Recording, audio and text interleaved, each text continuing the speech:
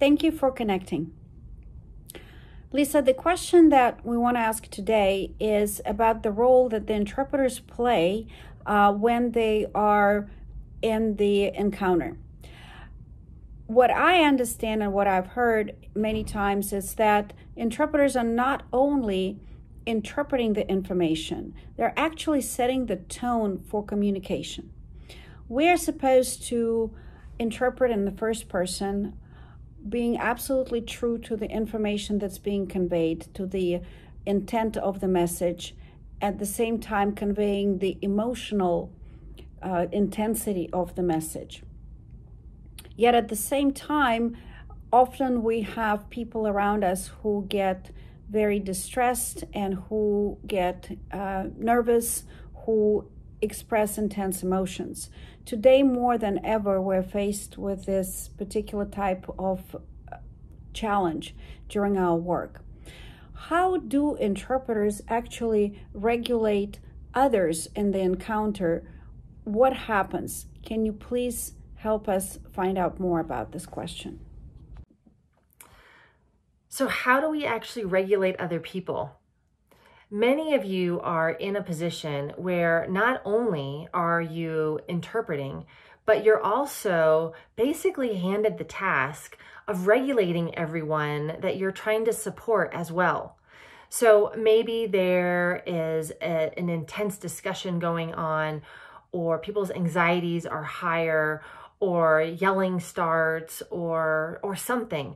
And in the midst of you trying to be of help and interpreting, all of a sudden you have all this activation in front of you that you're now having to manage in some way. So I want to offer you some support if you are in this position and this happens, so that you can maybe offer some regulation to the people that you are trying to be of service to. So the first rule in regulating other people is that in order to regulate someone else, we have to regulate ourselves first. So likely we've all been on an airplane, and we have heard the announcement that sounds something like, in case of an emergency, the oxygen mask is going to fall, and you need to put the mask on yourself first before you put the mask on the child or someone else that maybe needs your support. And those words could not be truer when we are in a situation like I'm describing and we need to regulate someone else. You have to put your own oxygen on first, which means that you have to connect with yourself, ground yourself, get present in the midst of the activation. It doesn't mean try to make all the activation in your own body go away. It doesn't mean don't be anxious. It doesn't mean any of that. It simply means, can you begin to connect with yourself so that you can actually regulate through the intensity that you're going to be feeling as things start to escalate and build in front of you. And let me also just acknowledge that for some of you right now, you're having to navigate this process not only just in person, but sometimes even through a computer, which is absolutely no easy task. So thank you for doing what you're doing right now. And your own self-care in the moment is really, really critical. So first step, regulate yourself first. Connect with yourself. Ground yourself. Get present. Begin to regulate your breathing. Maybe even squeeze your hands. Feel your feet on the floor. You can even imagine if you're standing that your legs are like, trunks of a tree and you're getting rooted and grounded. So ground yourself.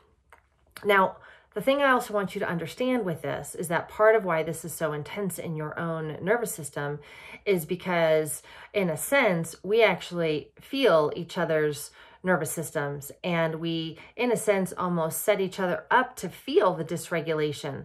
So your nervous system is basically saying hello to all the other nervous systems that you are interacting with. So there's no way that you're not going to feel the activation when someone starts to get panicky or maybe even just starts to shut down in front of you. You're going to feel it. So again, step one, regulate yourself. And then you might think that the next step is doing something to the person. And it's actually totally the opposite. It's exactly what I'm teaching you to do right now. When we are able to regulate our own nervous system, remember I said that the nervous systems around us start to say hello. The people around you will actually begin to borrow your own regulation. They'll borrow your nervous system. You might think of it as the most regulated nervous system in the group wins. So if you are beginning to breathe and you're beginning to ground, everyone else is going to feel it. From there, as you are grounding and regulating, it's actually going to give you access up into your own prefrontal cortex, which is where you can then draw from the different skills and ideas that you may have to be able to actually facilitate the situation. But if you become overwhelmed and afraid, you're not going to be able to call upon what you actually know how to do, and you won't be able to trust your intuition very well in the moment because you'll be in your own protective pattern. So it may sound really simple, but the answer really is, how do you regulate someone else? It's by regulating yourself, putting yourself in the position where the people around you can actually borrow the regulation in your own nervous system. So take deeper breaths when the intensity arises. Get more present, get more grounded. And then from there, if you need to ask everyone to pause, if you need everyone to do something, if you need to intervene in a particular way in which you've been trained to intervene, then you can do it. But do it while you're regulating yourself. And that is the best way to regulate others right now who are in high levels of activation and stress.